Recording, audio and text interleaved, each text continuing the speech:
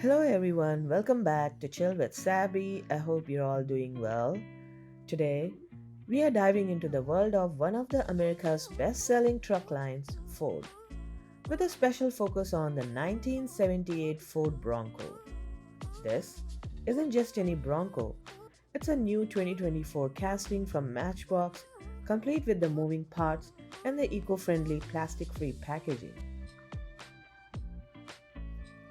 I have seen this model in the store many times, and despite already owning a several Broncos from Hot Wheels and Matchbox, something about this one caught my eye. Maybe it's the nostalgia of the 1978 model, or perhaps it's the standout feature that makes it unique.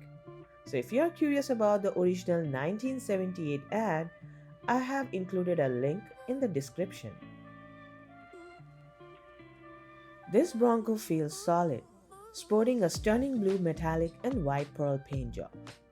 The rim looks fantastic and the attention to the detail is evident in the handles. You can even see the Bronco written here.